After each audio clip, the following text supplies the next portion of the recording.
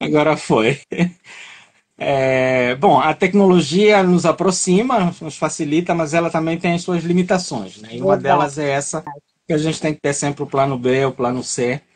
E acho que eu venho aprendendo cada dia alguma coisa nova nessa tecnologia aqui do Instagram. Bom, Verdade. seja muito bem-vinda a esse nosso espaço. Obrigado por nos honrar com sua presença, por ter aceito o nosso convite. Vamos começar então a nossa live com um pouquinho de. Boa noite, muito obrigada pelo convite. Para mim é uma honra poder estar participando dessa live e espero que a gente consiga aí, de alguma forma contribuir para esses novos formatos que a gente tem por aí, né? Muito bem. Então tá bom. Doutora Cristina, eu gostaria que você se apresentasse, quem é você, o que você faz, para que o nosso público consiga te conhecer o seu trabalho também.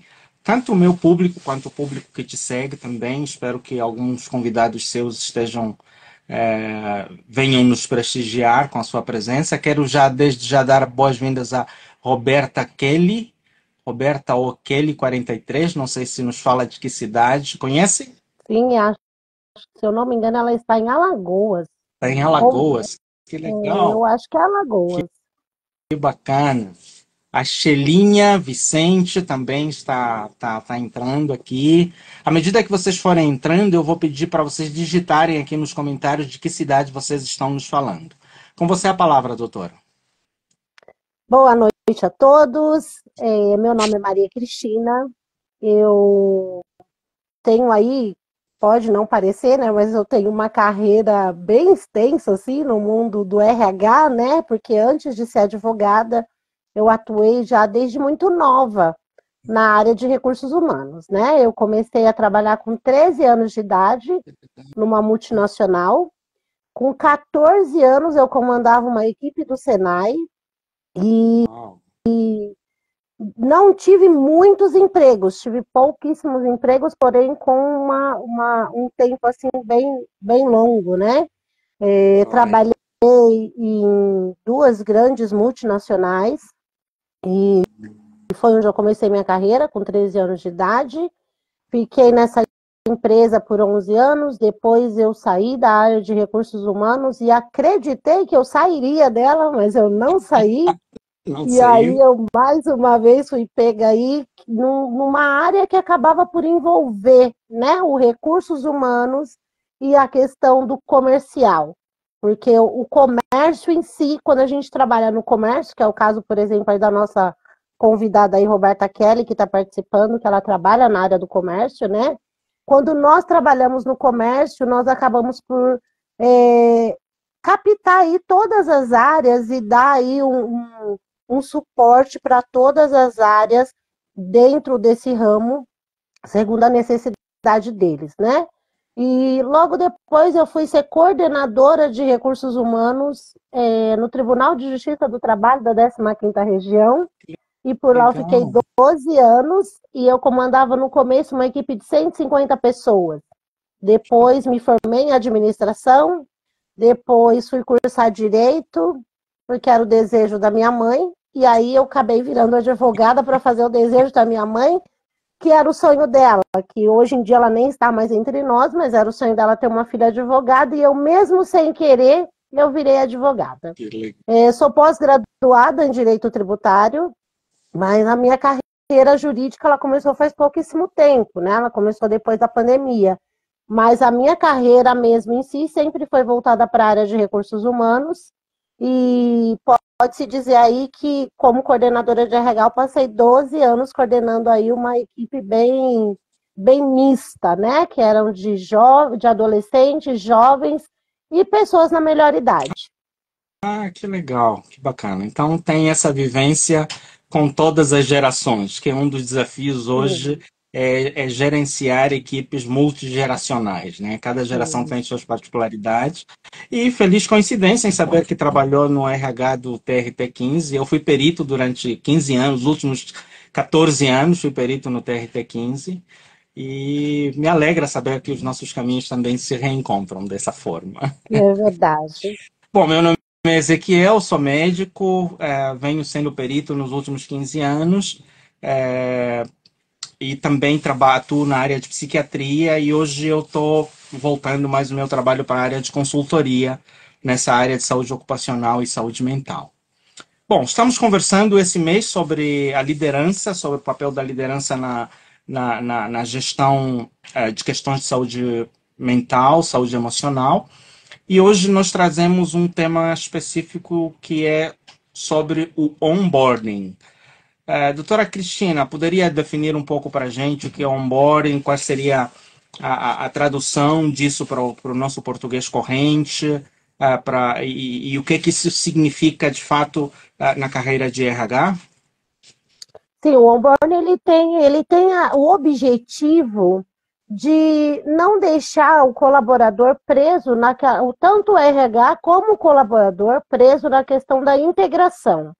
Aquela integração que lá nos anos 90, que era feito dentro de uma sala, que passava vídeos institucionais, e ali a pessoa saía dali sabendo tudo e quase nada da empresa, e ela partia aí para o seu campo de trabalho. E hoje não, o Borne ele tem a características de fazer aí tanto uma implantação como uma inclusão do colaborador dentro da equipe, porque essa palavra poderíamos definir ela como conhecendo a equipe, fazendo parte dela, sentindo a empresa como fazendo da equipe parte da empresa, porque muitas vezes o que acontecia, o colaborador ele ia para uma sala e lá ele era bombardeado de informações e aí quando ele saía dali, na grande maioria das vezes, em horário de almoço, aí tem aquela pausa do horário do almoço, né? Se ele conheceu alguém ali no meio daquela integração, bem, se ele não conheceu, ele já partia para o refeitório sozinho. E hoje não, a visão do Orborne, ele tem essa questão de unir o colaborador ao seu parceiro de trabalho e apadrinhar alguém para que cuide desse colaborador, para que ele não se sinta avulso, para que ele não se sinta solto, que ele realmente venha fazer parte da equipe e da empresa no seu contexto geral. Joia. Que antigamente parece que a preocupação maior era que ele conhecesse Porque o trabalho hoje, e se nós ponto. olharmos, hoje, se nós olharmos as equipes de trabalho, e eu falo isso até com muita propriedade, porque há um tempo que eu vim implantando isso de uma forma até mesmo que naquela fase de integração, mas numa modalidade do onboarding, porque era muito melhor acompanhar o colaborador e ver o resultado final do que não saber o que acontecia no meio do caminho. E isso acontecia muito em várias empresas, em vários lugares, Acho que ainda porque ao acontece, contrário do né? que...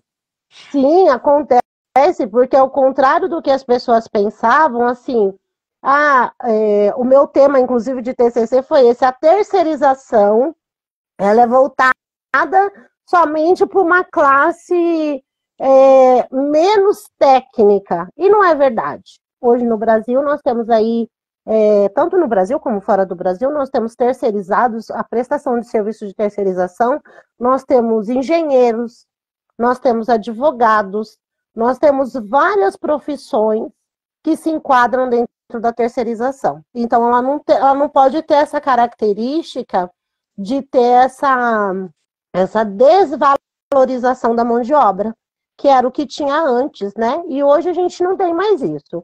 Então, eu trouxe isso para dentro do TRT15 e aí eu comecei a fazer esse trabalho de acompanhar, porque dentro do TRT tinha um turnover muito alto. Trocava-se de funcionários num espaço assim, de 3 meses, chegava a trocar 30, 40 funcionários de uma vez.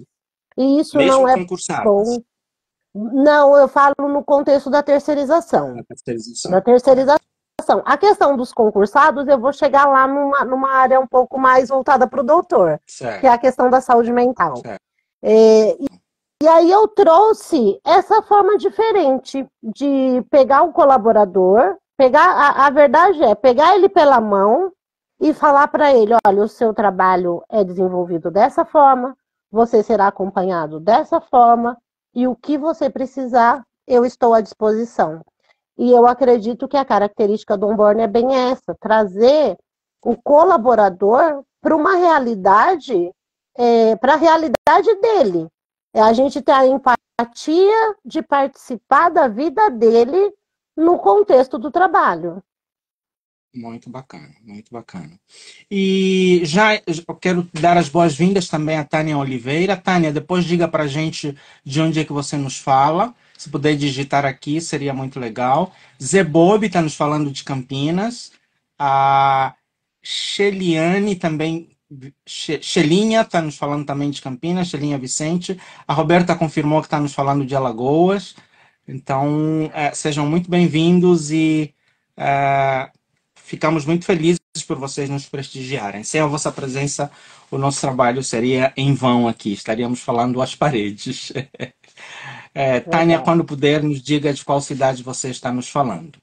Bom, quando se pensa nessa questão de onboarding, a senhora que trabalhou o TRT15, uma das funções dele é trabalhar, uma das experiências que ele tem é de trabalhar com empresas de todos os setores, de todos os níveis, vão cair no TRT15 processos judiciais de várias áreas. A minha pergunta é, pela qualidade do onboarding, pela maneira como é feito esse processo de integração do funcionário, conseguimos captar alguma mensagem acerca da cultura da organização e também conseguimos prever o quanto isso vai impactar na vida do colaborador que está sendo integrado no médio e longo prazo? Eu acredito que sim, doutor, porque quando a gente olha para essa troca, porque a verdade é essa, hoje o TRT ele tem, como o doutor falou, ele tem vários tipos de empresas que prestam serviços ali. Então, de que forma que tem esse impacto?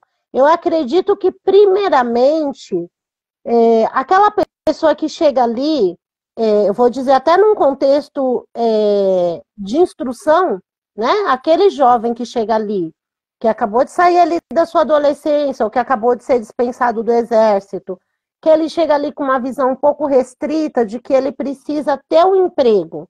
Dentro do TRT, ele consegue olhar e falar: não, aqui eu consigo aprender algo, me desenvolver e ter uma visão diferente. Eu tenho várias histórias de sucesso que, se eu fosse contar aqui, a nossa live aqui passaria de 2 horas, né? Nós temos aí vários meninos que entraram ali para trabalhar e hoje são advogados. Legal. Nós temos ali professores de educação física. Nós temos hoje coordenadores de RH, né? Então, assim, Temos até juízes, né? Conheço histórias de pessoas que entraram lá como Sim, funcionários, fizeram carreira e hoje são juízes. sim, então nós temos ali desembargador que entrou ali e seguiu carreira. Então, assim, como se cuida disso? Como que a gente olha para isso de uma forma humana? Porque o onboarding ele tem esse cuidado de humanizar o ambiente de trabalho, de humanizar essa integração. E o TRT ele tem esse cuidado quando a gente apresenta para eles ali um terceirizado e ele abre o leque para que aquele terceirizado sinta-se parte, independente dele não ser um concursado, mas que ele sinta parte do negócio, porque depende dele também para que os resultados venham, né? Eu não sei se muitas pessoas sabem, mas dentro do TRT, assim como para os juízes, existem metas de trabalho. Né? Não é só para o cara que vende cartão, não, que ele tem uma meta, não. Todas as pessoas que trabalham hoje na justiça, elas têm metas a se cumprirem, né? Sim, sim. E não é algo muito simples, porque o trabalho em si, por mais que hoje a gente tenha aí o PJE, mas o trabalho dentro do TRT continua sendo um trabalho complexo, Sim. né? Então tem Aliás, aí eu a acho questão. mais complexo agora do que antes, porque o PJE trouxe celeridade, trouxe novidades, assim, um contato com a tecnologia que até então nem todos estavam preparados para ele, e é um aprendizado diário, né? Sim, todos Só os para dias trocar em o miúdos algumas PJE siglas, nos dá um curso.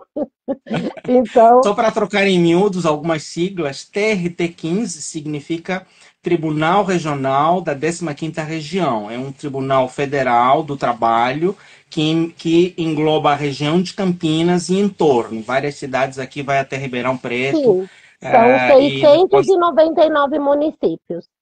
isso. Então, se não é o maior, é um dos maiores e o mais ativo dos tribunais aqui da região. E PJE é processo judicial eletrônico. É só para. Porque para a gente, como lidamos com isso no dia a dia, é algo tão óbvio, né? Mas É para verdade. outras pessoas que estão nos assistindo, talvez isso não seja tão claro para eles. Então, é como se fosse o prontuário eletrônico, é como se fosse o mecanismo através do qual tramitam os processos, que antigamente era tudo em papel, agora transita tudo pelo PJE. Desculpe lhe cortar, Sim, por favor, prossiga. não tem problema. E tem esse, né? O TRT tem esse cuidado de trazer mesmo o colaborador terceirizado para dentro do negócio, porque depende dele, né? A gente sabe que a mão de obra hoje ela é bastante escassa para algumas coisas, né? Para determinadas funções. E esses terceirizados, eles têm aí esse cuidado de preparar. Hoje nós temos muito menos terceirizados do que quando eu comecei. Quando eu comecei, eu tinha 150. Hoje tem muito menos lá dentro, né?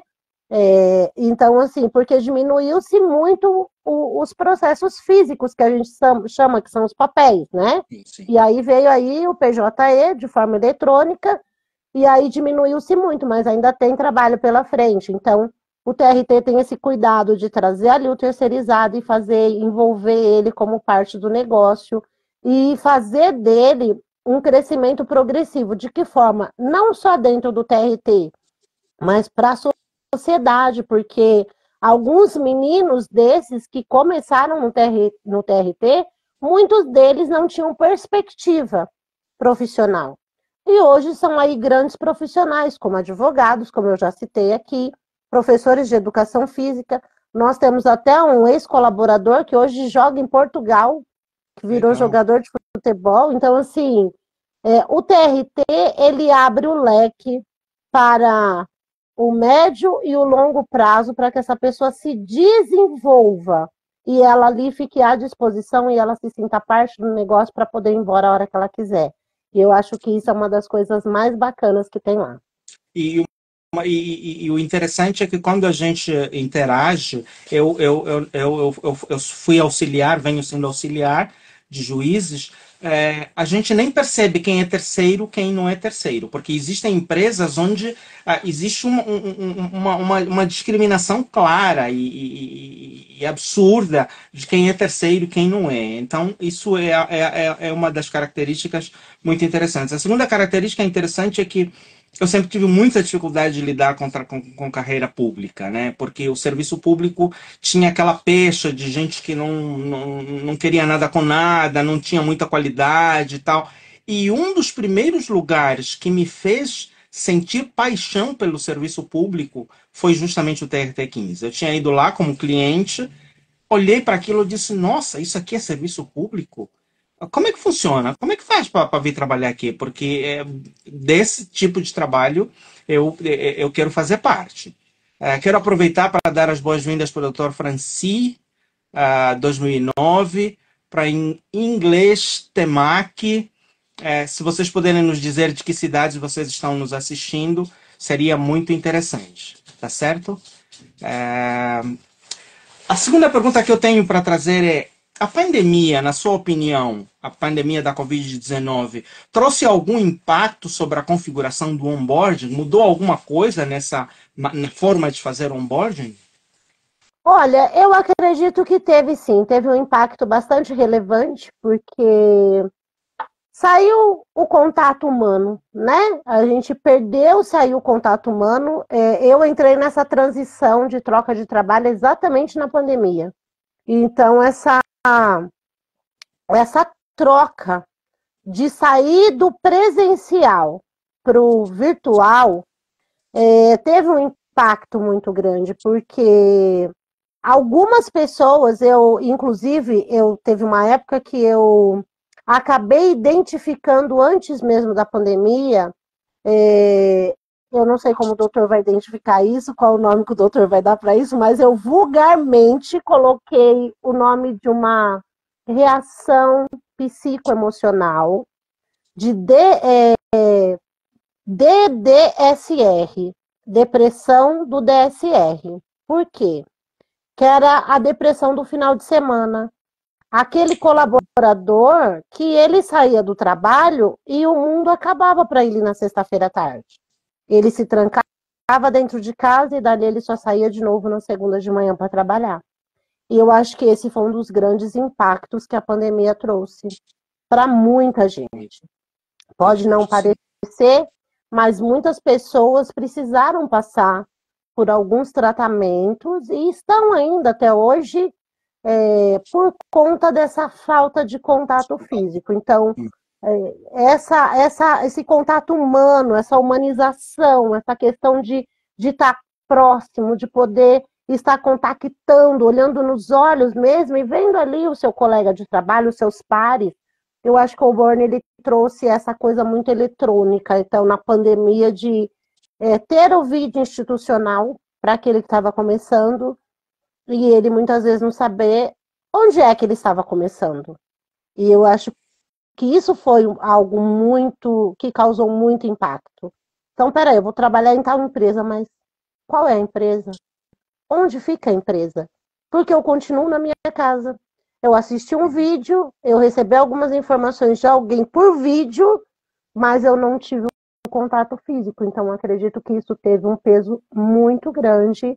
E eu acredito que essa questão do Oborne, que estava vindo num impacto muito grande, de repente se esfriou. Foi como se jogar um balde de água fria, e aí muitas pessoas, mais uma vez, tivemos aí na pandemia o aumento muito elevado do turnover, porque muitas pessoas que não se sentiam confortáveis, não se adaptaram ao fato de estar no home office, e outras que acabaram se adoentando, porque começaram a se sentir pressionadas pelo fato de não estar ali no contato físico, e aquele líder não soube ali se preparar para receber o retorno do trabalho, mas acabou virando um grande peso de cobrança. Eu acredito que esse foi um dos piores impactos. Certo. Mas, por outro lado, também eu consigo ver que havia muitas coisas que, sem a presença física, não funcionavam de jeito nenhum. E na pandemia a gente teve que aprender a se virar, que a vida não parou por causa disso, né? As pessoas estavam trancadas dentro de casa, andavam com máscaras, não podiam ir ao local do trabalho, havia aquele isolamento e tudo, mas as instituições continuaram funcionando. Então, nesse sentido, também a tecnologia acabou sendo, hoje, por exemplo, existem muitas entrevistas que são feitas através de videoconferência, existe muito trabalho que é feito. Engraçado, as votações dos juízes são feitas por videoconferência, existe o plenário virtual. Para pessoas que são da área de TI, existem muitas pessoas prestando serviço para outros países, mesmo estando no Brasil, sem precisar viajar. A medicina, por exemplo, acabou implementando a telemedicina.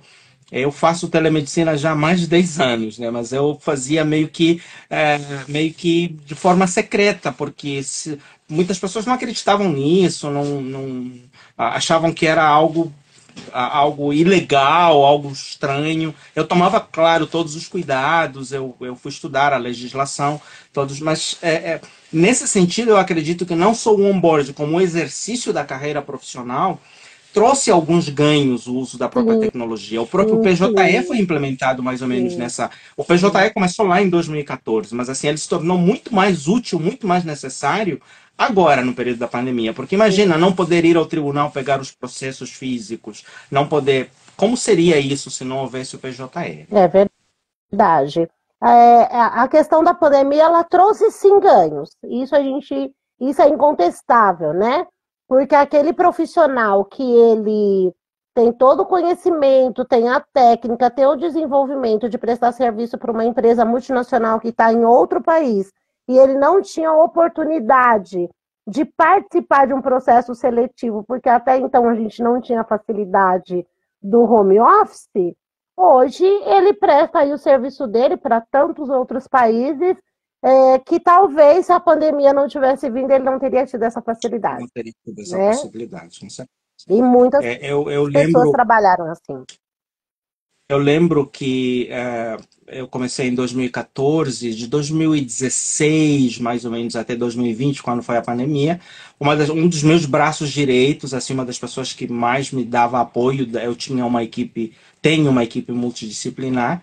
Essa menina morava na Irlanda, era daqui de Indaiatuba, mas morava na Irlanda, e ela me prestava serviços é, muito valiosos a partir da Irlanda. Depois se mudou para Portugal, continuou prestando serviço. Então, na época, inclusive, não havia muitos dos recursos que a gente tinha hoje. O que era o campeão de todos era o Skype, que hoje caiu praticamente em desuso. Sim. E era através do Skype que a gente fazia muita coisa de trabalho. Eu vou partir para a próxima pergunta, que o nosso tempo está avançando. A minha pergunta é, a próxima pergunta é, quais são os principais desafios enfrentados pelas empresas? Você passou por multinacional também. Hoje, mesmo sendo há pouco tempo, mas advogando, tem contato com várias empresas. Quais são os principais desafios que as empresas enfrentam para implementar um onboarding que seja eficiente, que seja eficaz e que atinja os seus objetivos, trazendo soluções adequadas? Eu acredito, doutor, que hoje as empresas encontram algumas dificuldades, e eu até gostaria de fazer um adendo aqui sobre isso, porque eu não vou falar o tempo, porque ninguém precisa saber a minha idade. Mas houve um tempo, eu trabalhei nessa multinacional, não sei se algumas pessoas conhecem, mas ela fica lá em Osasco, chama Asea Brown Boveri. É uma empresa que faz geradores de energia aí, até lá para a região de Itaipu, mas assim, é, ela começou com um projeto que, infelizmente, esse projeto não se avançou. Seria até engraçado falar, porque hoje tem tantas pessoas usando esse termo na internet, mas quando começou a ser usado aqui no Brasil, o objetivo não era esse. Chamava-se Project Coach, ou Coach Project, que era o projeto Coach, que era uma forma de preparar a liderança para isso que a gente está vivendo hoje. Olha quantos anos fazem isso, né? Era uma forma de preparar a liderança para esse onboarding que a gente tem hoje. Essa Então, empresa é eles de que origem? é É nativa brasileira ou de sueca, fora? sueca, Não é, faz sentido. Que as empresas europeias já tinham, especialmente as nórdicas, da Alemanha para cima, sempre tiveram uma visão muito à frente do seu tempo, né?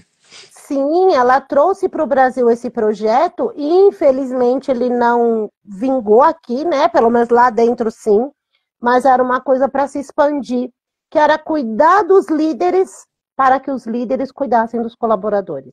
Que legal, que E isso bacana, era muito legal. Era uma coisa de pegar e fazer a troca também. Tinha um projeto chamado Sentindo na Pele dentro desse mesmo projeto. que legal. A sessão Sentindo na Pele era o dia que o colaborador passava a ser o chefe e o chefe passava a ser o colaborador.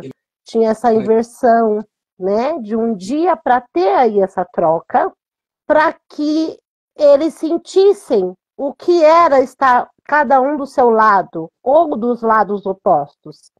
E eu acredito que hoje a grande dificuldade está aí. O segredo está exatamente aí. A dificuldade que as empresas têm em implantar o onboarding é ter pessoas que consigam olhar com essa visão de que aquela pessoa que está ali, ela precisa ser acompanhada.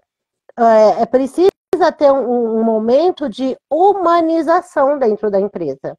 Então, eu acho que essa é uma das maiores dificuldades que hoje a gente encontra aí nas empresas, é trazer essa realidade. Um dos grandes problemas, Vera, seja bem-vinda. Vera nos assiste lá de Nilópolis, no Rio de Janeiro. Seja muito bem-vinda. Uma das dificuldades que eu percebo esse exemplo que você deu se enquadra. Eu estudei liderança e gestão de pessoas, com pessoas bem antigas, assim, os papas da administração, Peter Drucker, Stephen Covey, essa turma aí, o pessoal da HP. E aí, uma das dificuldades que eu enxergo, que eu acredito que seja cultural aqui no Brasil, né? Pela qual muitas iniciativas brilhantes acabam morrendo, é justamente pela cultura que nós temos de líder. Nós temos uma cultura mais de chefe, de barão, de coronel, do que de líder, né? Porque Sim. liderança é diferente de chefia. Então, muitas das iniciativas, na minha prestação de serviços, eu presto serviço para empresas também de origem alemã, principalmente, e eu percebo que para introduzir algumas questões culturais aqui, holandesas também, é muito difícil porque você enfrenta um tecido cultural onde tem a questão dos feudos, tem a questão, por exemplo, uma coisa que eu aprendi em liderança é o líder precisa ser o primeiro a chegar e o último a ir embora. O líder precisa ser o exemplo. Aqui é diferente. Aqui o É, líder chega é o na hora que primeiro embora. quer, não precisa bater cartão, vai embora, não fala nada para ninguém. Então, assim, é bem esquisito. Eu tive um choque de cultural, um choque de realidade muito grande quando comecei a trabalhar, principalmente nas grandes empresas, empresas tanto públicas quanto privadas. Então, eu imagino, você deu esse exemplo do Project Coach. Conheci uma senhora que trabalhou, inclusive, no STJ, hoje está em Portugal e ela faz esse trabalho a partir de lá, de prestar esse tipo de serviço para os juízes.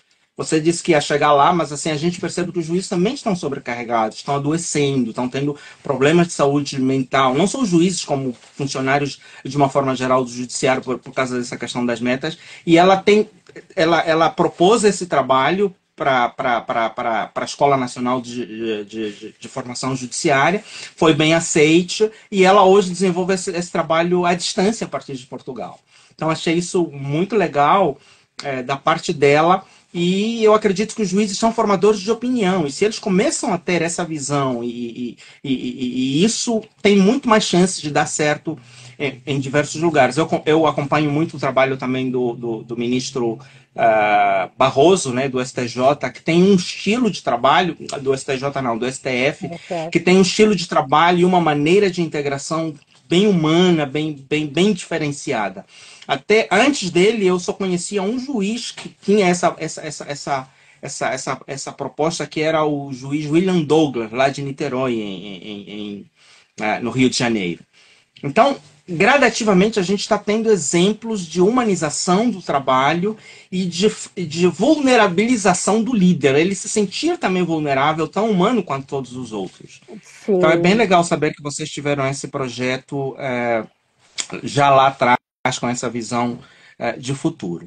Agora, a próxima pergunta seria: como é que a liderança pode identificar sinais de que alguma coisa não vai bem do ponto de vista psicológico? Eu sei que essa pergunta é mais relacionada à minha parte, talvez eu tenha alguma contribuição para dar, mas como você foi líder, trabalhou com essa questão de RH, as empresas têm recursos para identificar quando algo não vai bem do ponto de vista psicológico, alguém está sofrendo psicologicamente, algum colaborador. Ainda nesse processo de onboarding, existem alguns insights, algumas pistas e sinais que o profissional pode dar e que precise de um pouco mais de atenção e fazer esse processo de onboarding, de fato, de caminhar com ele ao longo da trajetória, ou normalmente logo no começo é descartado por causa do tabu e do preconceito em relação às questões Eu, psicológicas que ainda são uma realidade? eu vou voltar lá no que o doutor disse, a cultura brasileira. Essa cultura de liderança, ela ainda precisa passar por essa reforma da visão, da observação, do cuidado, da humanização. Por que eu digo isso? A maioria das vezes e a maioria das empresas, infelizmente, né, vou voltar aí para umas questões mais brasileiras, ela tem essa questão de quando os sinais aparecem, ela já quer descartar o colaborador. eu, graças a Deus, eu comecei a ter uma visão diferenciada do meu trabalho. Claro que eu nunca, não posso dizer assim, nossa, eu já comecei dentro de um RH e eu fazia tudo certo. Não, eu apanhei muito para aprender. Eu apanhei muito para poder ter mesmo empatia, porque eu flutuava entre dois mundos, o chão de fábrica e os diretores. Ora eu estava lá embaixo, ora eu estava lá em cima. Então, esses Baita dois privilégio, mundos, né? esses dois mundos, ele traz características muito distintas. E aí eu falo que eu fui uma privilegiada na vida, porque eu comecei cuidando do chão de fábrica, que eram os meninos do Senai, que eles passavam parte estudando e outra parte eles iam para dentro das fábricas e tinham que fazer todo aquele acompanhamento. E aí eu me desenvolvo profissionalmente e venho parar dentro do TRT e continuo flutuando em dois mundos. Esses mundos onde eu tenho os desembargadores e do contrapartida eu tenho os terceirizados. Então, hoje, o que está faltando na liderança, num contexto geral, é olhar com os olhos mais humanos para aquele colaborador. Não por mérito, mas por uma questão profissional, por uma questão humana. Eu cheguei a cuidar de um colaborador, de pegar e levar para o psicólogo. Toda semana. Eu entrava com ele 1 hora mais tarde para que eu pudesse acompanhar ele ao psicólogo. Porque ele não tinha quem o levasse. Então, eu acredito que hoje nós não temos uma liderança que, na grande maioria das vezes, olha com a humanização. Então, acho que essa caminhada do Oborne, ela tem que ser completa, ela não pode ser metade.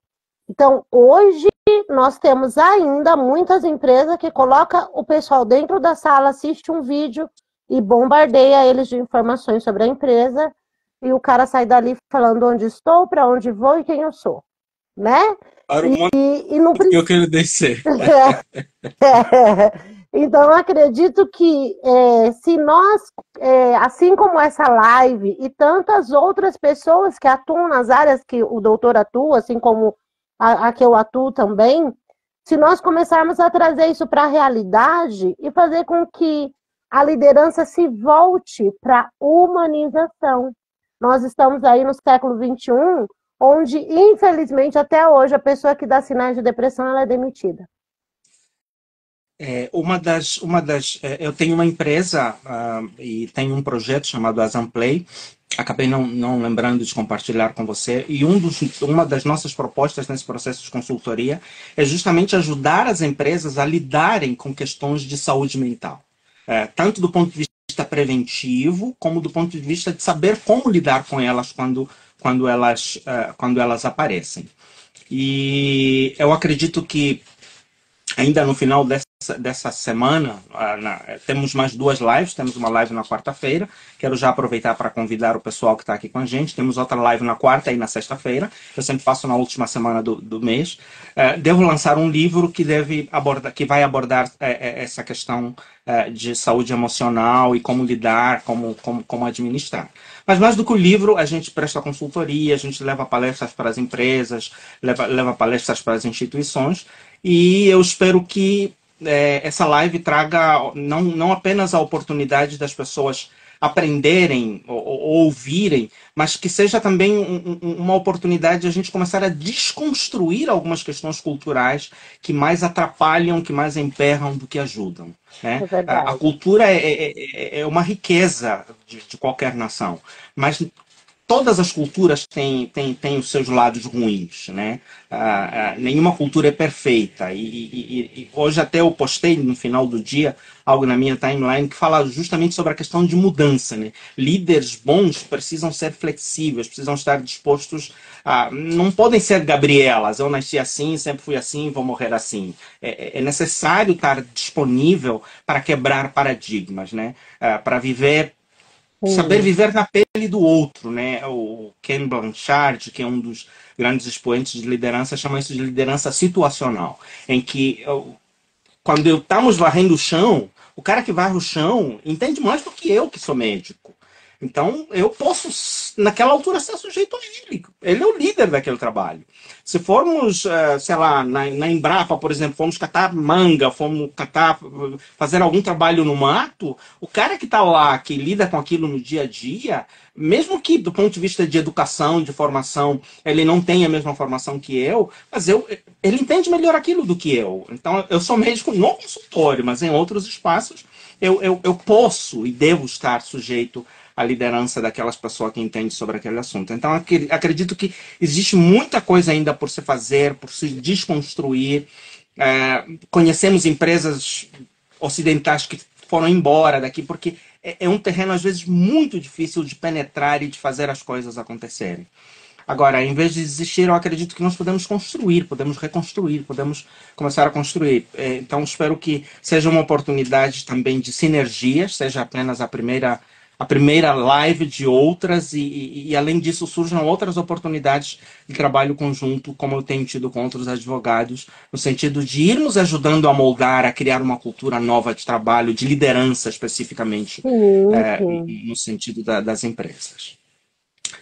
Eu costumo dizer, Sim, doutor, não sim. te cortando, mas eu costumo dizer que, assim, agora voltando para o mundo jurídico, nós diminuiríamos e muito a quantidade de ações trabalhistas se as pessoas tivessem essa humanização, Com certeza. né? Porque quando a gente pega um processo e olha lá no tópico, dano moral, assédio moral, uma coisa puxando a outra. Então, Sim. peraí, em que momento foi que alguém esqueceu de olhar para esse colaborador? Né? Então, realmente é algo que a gente precisa aí mudar mesmo, em todos os sentidos. E eu acredito que, como tem aquele ditado, prevenir sempre é melhor do que remediar, sai mais barato. Eu ficava, às vezes, eu repito isso quase em todas as lives em que eu participo, que eu ficava pasmo quando eu pergunto para o colaborador, quando aconteceu isso e você conversou com seu supervisor ou com seu patrão e tal, havia a possibilidade de fazer um acordo e conversar, o que disseram para você? Viraram para mim e disseram vai procurar os seus direitos. Que sai muito mais Sim, caro do que conversar, do que tentar prevenir. Mas cultura não se muda da noite para o dia. A verdade. próxima pergunta seria: como é que as empresas podem medir o sucesso de um programa de onboarding? É, existem indicadores para avaliar o quanto ele foi bem sucedido ou não? E se existem legislações trabalhistas, especialmente agora que você está nessa área, que dão um embasamento, dão um direcionamento para esse processo de onboarding ou não? Olha, hoje nós poderíamos dizer que tem até uma lei específica aí, né? A lei 14.000, acho que é 14.831, de 2024, que ela cuida dessa questão de uma forma bem aberta, né? Bem assim, escancarada, né? Que ela trata aí da questão da saúde mental do trabalhador. Algo que, vamos dizer aí, que faltou um pouquinho na CLT, né? A nossa CLT, hoje, ela tem aí as regras claras, voltada para a questão do contrato de trabalho, o horário da refeição, é tudo muito restrito. E aí veio essa lei aí, trouxe para a gente aí um amparo, e que deve sim ser observado com muito cuidado pelas empresas e aplicadas. Tem até certificações, né, que o governo federal está dando para as empresas que têm cuidado dos seus colaboradores baseado nessa lei. Então, eu acredito que tem sim sinalizadores, né? Nós temos aí algumas assessorias que elas cuidam de fazer essa avaliação. Tem empresas até que contratam assessorias externas para fazer essa medição dentro da empresa, mas eu acho que um dos parâmetros mais latentes em relação ao onboarding bem feito, ainda, no meu ponto de vista, sempre será o turnover, porque é ele que dá esse parâmetro de satisfação ou de insatisfação. É ele que vai dar esse parâmetro de que eu cuidei, eu zelei, eu estou desenvolvendo, eu estou acompanhando e a pessoa está crescendo, o colaborador está crescendo, está caminhando ele está bem, ele está saudável, porque nós temos profissionais que estão, a pessoa em si está saudável, mas o trabalho que ela desenvolve não é saudável, né? Porque às vezes os reflexos vêm, a pessoa em si pode até estar bem, mas os reflexos que se solta do que ela executa faz com que ela não esteja bem. Então precisa ter esse olhar de avaliar. Teve uma outra empresa que eu trabalhei que ela tinha a cada 6 meses uma entrevista, uma avaliação de desenvolvimento. E nessa avaliação de desenvolvimento, ela apresentava, eram 2 relatórios, né? O colaborador preenche o dele, a liderança preenche o dela em relação àquele colaborador. E aquele colaborador também vai falar da liderança. E o que era muito legal, e se a Roberta Kelly estiver aqui participando, ela vai se lembrar bem disso, porque era ela que fazia aí essa parte dentro dessa empresa, de chamar a liderança na sala e dizer, olha, você precisa melhorar aqui, aqui, aqui, porque o seu colaborador está se adoentando por conta da sua conduta ou da sua postura.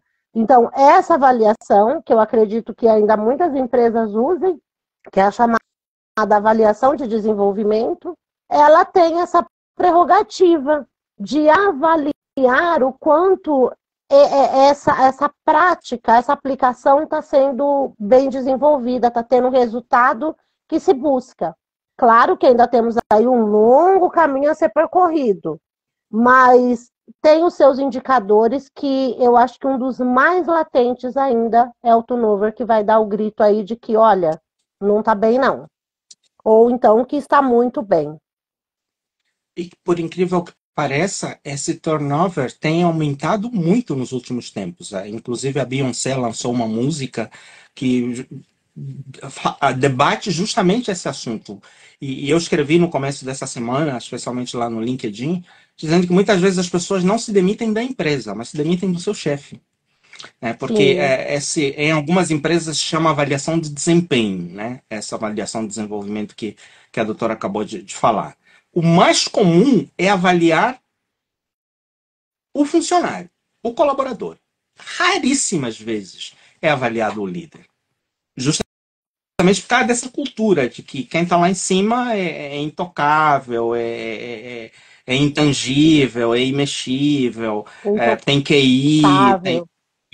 Então, mas isso está trazendo um problema tão sério que, especialmente essa nova geração, você trabalhou com essa geração, a geração millennials, é uma geração que não tem compromisso com carreira. O compromisso deles é com qualidade de vida, o compromisso deles é com fazer aquilo que gosta. E é uma geração onde muitos preferem ficar em casa sem fazer nada do que trabalhar em condições como essas. Então está havendo uma debandada muito grande de empresas. Esse movimento está muito mais forte no Ocidente, mas está começando a chegar ao Brasil, especialmente em carreiras muito especializadas, como TI e tudo mais, onde o pessoal da noite para o dia larga tudo e vai embora porque eu não me sujeito a esse tipo de coisa. Que é diferente da nossa geração. A nossa geração era uma geração de carreira. Eu quero trabalhar no mesmo lugar, crescer, me aposentar, fazer o meu filho trabalhar lá dentro, crescer também. A nova geração não tem essa perspectiva. Não. A nova geração não tem essa perspectiva e é como se eles não tivessem tempo para isso, né? Tanto que hoje no Brasil, uma das vagas mais escassas que a gente ouve aí todos os dias é a área de TI. Né? A área de TI está faltando mão de obra no mercado, infelizmente, exatamente por conta disso. E ao mesmo tempo que falta mão de obra aqui, existem empresas americanas, empresas canadenses que estão desembarcando aqui para recrutar o pessoal para ir trabalhar lá fora. Para trabalhar, aliás, para trabalhar a partir do Brasil, prestando serviço lá fora. Quero dar as boas-vindas também à Ana Júlia, que nos fala lá de Pindamonhangaba, a Lucinha, Xandinê, Jaspresse, Paulo Barbosa. Se vocês puderem digitar aqui, aqueles que eu não sei de que cidade são, de onde estão nos falando, será muito proveitoso para a gente. Bom, vamos caminhando aqui para o final. A próxima pergunta, a penúltima, é qual é o papel da liderança de uma empresa na construção de um onboarding que seja eficaz, promovendo a saúde mental dos colaboradores? Acho que mexemos um pouco já com essas questões, mas nós falamos de cultura organizacional. Agora, a pergunta que Sim. fica é: o líder se percebe como tendo responsabilidade sobre isso? Os empresários, os diretores, percebem o valor disso? Ou é algo que é jogado no colo do coordenador de RH e ele que se vire, que resolve e descasque esses abacaxis? Eu, Como é na prática? olha, na prática é exatamente isso que o doutor falou. É o coordenador de RH que dança a música que ele mesmo criou, né? Porque assim, uma grande dificuldade e assim, infelizmente, a gente fala, não é que nós estamos falando mal do país, mas infelizmente a cultura traz essa questão de chefia, de superior. Uma coisa que eu aprendi nessa vida e que eu vou carregar eternamente. Todas as vezes tinha um hábito terrível onde eu trabalhava que dizia assim: o CEO está vindo visitar a loja. Olha, tem que fazer isso, tem que fazer aquilo. Não, eu não vou fazer nada. Eu vou continuar onde eu estou, fazendo o que eu estou fazendo, da forma que eu estou fazendo. Porque do jeito que eu estou fazendo, está dando certo. Eu não tenho que fazer nada para ele ver. Eu tenho que fazer com que a coisa ande como anda todos os dias, porque a visita principal daqui é o cliente, não é o CEO. Ele vem para ver como é que tá, mas o cliente vem todos os dias para me avaliar, né? E foi uma coisa que eu aprendi depois de um tempo, mas eu aprendi a dar um grito de guerra e falar chega, né? Então acho que o que a gente precisa de verdade na nossa cultura é sair o capitão, sair o chefe, sair esse espírito de coronel que muitos ainda têm, e vir mesmo o líder com um olhar humanizado. E ele entender que quando a coordenadora do RH convida ele para participar da implantação de um onboarding, ela não está enchendo o saco, como a gente ouvia. Ai, vai começar a encheção de saco. Só que assim, é uma encheção de saco que vai garantir o seu desenvolvimento como profissional. Então, eu acredito que tem aí uma longa caminhada. O RH, ele tem hoje uma carga muito pesada em relação a isso, porque o RH hoje ele tem que cuidar do colaborador e da liderança, e não tem ninguém que cuida do RH. E quem Quem cuida cuida do dele? RH, Quem cuida dele? né? Verdade. Quem é que vai cuidar do RH? Então, nós precisamos abrir o leque, como eu disse, e ter aí essa visão de que a liderança ela precisa entender que um onboarding bem implantado não é obrigação exclusiva do RH. É uma parceria para o desenvolvimento, para se atingir o objetivo e um resultado que vai levar todos para o mesmo lugar. É a Com garantia certeza. Que é atingir, de tudo. que é permitir que os resultados que vão ser colhidos, primeiro pela equipe, né, um trabalho de equipe. A equipe saudável é uma equipe que produz melhor e uma equipe que produz traz resultados para a empresa. Então, se a Com empresa tem certeza. interesse em resultados, tem que olhar para quem produz esses resultados, que é o ser humano, é um ser humano, não é um robô, não é uma máquina, e ele precisa ser tratado como um ser humano. Nosso papo Sim, tá gostoso, mas precisamos caminhar para o final. E a última pergunta que verdade. eu tenho para colocar, ainda bem que nós dois somos negros, somos pretos, e é importante, eu sempre procuro trazer essa questão como algo que faz parte da minha vocação, da minha carreira, do meu desafio de abrir caminhos em relação a isso, que é a questão da diversidade e inclusão, né? Esse é o segundo pilar da nossa consultoria, do nosso trabalho. A primeira é saúde mental e o segundo é diversidade e inclusão. Como é que as empresas podem garantir diversidade e inclusão em seus processos de onboarding e quais são os benefícios para a saúde mental dos colaboradores? E aí, diversidade e inclusão, além de incluir o negro, precisa pensar no indígena, no LGBTQIA+, precisa pensar no deficiente físico, no deficiente visual. As empresas estão preparadas para isso ou só usam as cotas de deficiência, por exemplo? As cotas de negro ainda estão balançando, está uma coisa assim, balança, mas não cai. A gente viu agora uma situação recente que aconteceu lá em Brasília em relação aos partidos políticos, que é um vexame que está acontecendo, porque em vez de avançarmos, parece que estamos dando passos para trás, né?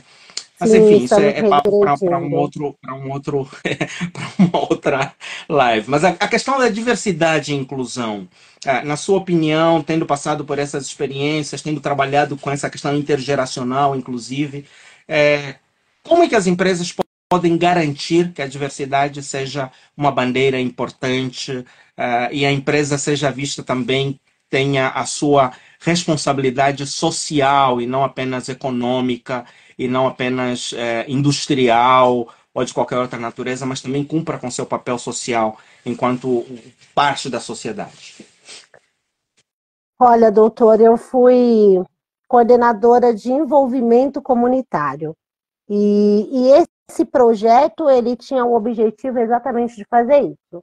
Fazer a inclusão para dentro da empresa, fazer com que os olhares dos colaboradores se voltassem para a naturalidade. Mas aí, infelizmente, eu vou ter que bater nessa tecla que muitas pessoas ainda, eu falo num contexto de ser humano mesmo, elas não conseguem ainda lidar com a diversidade. Então, eu tive uma única situação a qual me fez parar e avaliar que até então eu nunca tinha prestado atenção nesse preconceito escancarado que nós temos, né? E certa feita, uma pessoa se virou e falou: mas como pode você ser líder? Aí eu falei: talvez porque enquanto você dormia, eu já estudava e trabalhava, né? Então, assim, ninguém vira líder do dia para a noite. Primeiro, porque liderança, vocês vão olhar em vários livros e vão ter vários estudos que vão falar a mesma coisa e não é a Maria Cristina que está falando. Mas liderança está no DNA. Quem nasce para liderar, nasce para liderar. Não adianta a pessoa falar, eu vou ser líder, se ela não tiver aquela sensibilidade, o olhar, a cabeça voltada para incluir e não para repartir, ela não vai liderar. Então, hoje, o que acontece dentro das empresas? Precisa muito ainda para fazer a inclusão. A inclusão ela está sendo vista como somente uma meta a ser cumprida.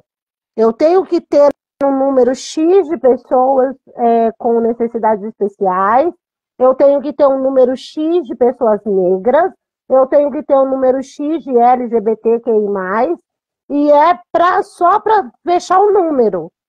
Não tem o olhar de humanização, de conscientização e de tratar essas pessoas que, independente do que ela tenha, ela continua sendo um ser humano e que está aberto ao aprendizado, como qualquer outra pessoa. Só que, infelizmente, hoje, as empresas elas não estão fazendo a inclusão.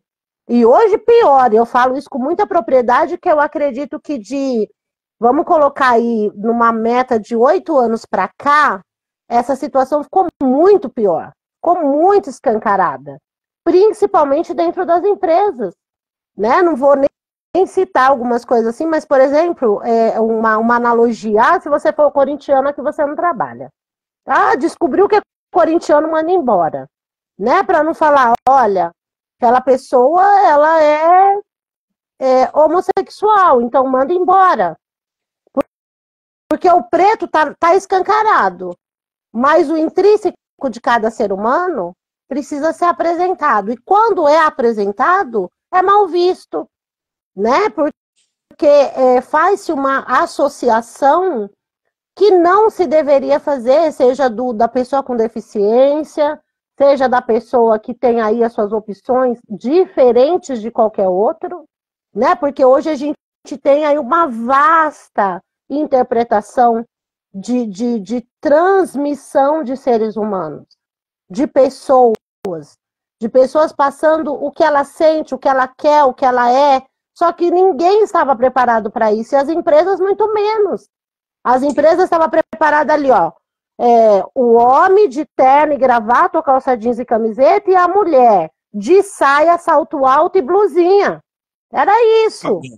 Não, não, E não isso tem, acabou. não tem meio termo. E as empresas ainda não entenderam que isso não existe mais e que a inclusão precisa ser feita. O nosso Brasil, o nosso país, é um país que a Diverso. inclusão social tá em todo lugar, é um país diverso, aqui não tem uma raça pura. Aqui todos nós, eu, por exemplo, eu sou neta de italiano com espanhol, né? Eu brinco às vezes com meu esposo que ele fala assim, ah, você tá falando que eu sou loiro dos olhos azuis, o meu esposo é negro. E ele brinca, quando a gente vai falar de questões de inclusão social, ele fala, e eu que sou loiro dos olhos azuis? Mas o que acontece? É o que acontece dentro das empresas. A gente faz uma brincadeira, mas uma brincadeira que dói na pele, dói no íntimo, dói na alma, porque ainda falta a inclusão social para todas as classificações.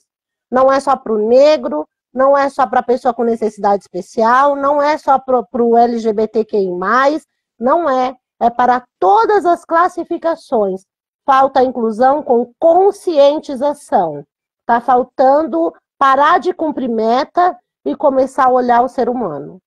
Como ser humano. Muito legal. E falando nisso, me lembrei de uma experiência que também é nórdica. Os países nórdicos são os que têm os melhores índices de IDH, desenvolvimento humano, de qualidade de vida, de tudo um pouco. E me lembrei de um CEO que ele era o primeiro a chegar. Aqui no Brasil, a gente encontra pertinho da parede, vaga reservada a reservada. E aí a gente não Sim. precisa dizer muita coisa. Esse CEO era um dos primeiros a chegar. Ele parava no lugar mais distante e caminhava. E quando passaram a perguntar para ele por que ele fazia isso, ele disse: eu tenho o privilégio de vir de carro. Nem todos os funcionários têm carro próprio. Eu tenho o privilégio de poder chegar mais cedo. Tá? Eu paro longe, faço um exercíciozinho, caminho um pouco até aqui e deixo as vagas mais próximas da porta da entrada da empresa para aqueles que tiverem passado por algum imprevisto, o ônibus estiver atrasado ou tiver algum problema com o carro, com família e vai precisar chegar atrasado, poder estacionar mais próximo, poder chegar no trabalho. Olha a mentalidade como é diferente. Né? Sim. Então, acredito que há muito trabalho, apesar de serem questões tristes e desafiadoras, mas também são oportunidades para a gente semear coisas boas. Sim. E o Brasil tem a característica de ser um país promissor. O brasileiro é acolhedor, o brasileiro tem essas diferenças, embora a gente não saiba como lidar com elas, mas a gente as tem e vai ter que aprender a administrá-las.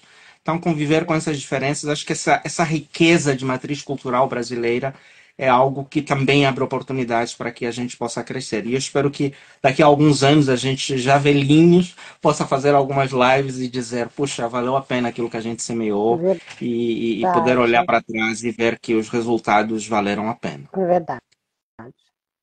Muito obrigado por esse tempo, por sua disponibilidade. Obrigado a cada um dos que nos acompanharam aqui. Daisy Kovic foi a última que entrou aqui. Tete Alves. Infelizmente, a gente não tem possibilidade de fazer pergunta ao vivo, mas se vocês quiserem digitar alguma pergunta aqui, alguma contribuição, houve algumas pessoas que falaram que é por aí mesmo, é isso que acontece e tal. Mas se vocês tiverem perguntas para fazer, por favor, fiquem à vontade. Eu quero deixar esses últimos 5 minutos para vocês fazerem essas perguntas. E dar a palavra para a doutora fazer as considerações finais aí para fechar esse nosso momento. Eu gostaria de aproveitar essa oportunidade e citar aqui uma lembrança que me trouxeram à memória essa semana. Um ex-colaborador meu fez questão de mandar uma mensagem para mim dizendo assim: olha, eu precisava te dizer que a semente que você plantou floresceu. Eu estou indo para a faculdade. Porque o trabalho que eu arrumei, a faculdade vai contribuir muito para o meu desenvolvimento. E como você dizia, onde quer que você passar, plante flores. Então, eu acabei de colher um buquê aqui para mandar para você. Né? Que Eu acho legal. que isso é um privilégio, né? Uma honra poder ouvir isso e saber que uma sementinha que você plantou lá em 2012, ela floresceu agora. Não importa o tempo que nós possamos plantar a semente da humanidade onde quer que passamos, né? Porque nós não sabemos o dia de amanhã. Então, que possamos plantar aí uma boa semente para que a gente possa futuramente aí ter vários e vários buquês de flores. Que legal. Que Eu quero legal. agradecer a E oportunidade, quero agradecer pelo tema, que é uma coisa que eu gosto muito. Eu já falei que se um dia eu desistir da advocacia, eu volto para o mundo corporativo, né? Porque eu gosto muito de RH, eu gosto muito de gente, eu gosto de ser humano. Então, e assim, para quem não sabe, eu também sou missionária, então ainda tem essa coisa do contato espiritual. Então, eu gosto bastante de gente e eu agradeço muito, doutor, pela oportunidade. Para mim foi uma imensa honra. Agradeço a doutora Ione, né, que me indicou o contato aí para que a gente pudesse fazer essa live. Sou muito grata, muito obrigada a todos que participaram, muito obrigada a todos que assistiram aí. Para a gente foi uma grande honra ter vocês aqui também. espero que seja, como eu disse, a primeira de várias outras, né? É. Ela falou que nem É, sempre no Brasil, que o Brasil tem muita liderança ruim, né? entendi, entendi, entendi. Mas eu ainda sou otimista. Eu prefiro acreditar na parte boa da sociedade, que é a maioria.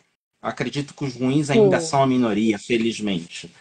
Só que sim. são os que são mais, são os que estão na vitrine, são os que são mais visíveis, são os que mais aparecem. Mas temos muita massa boa, temos uma geração aí que está vindo com uma cabeça diferente, e eu acredito que se a gente semear, vai colher no futuro frutos muito bons. Então vamos continuar fazendo esse trabalho.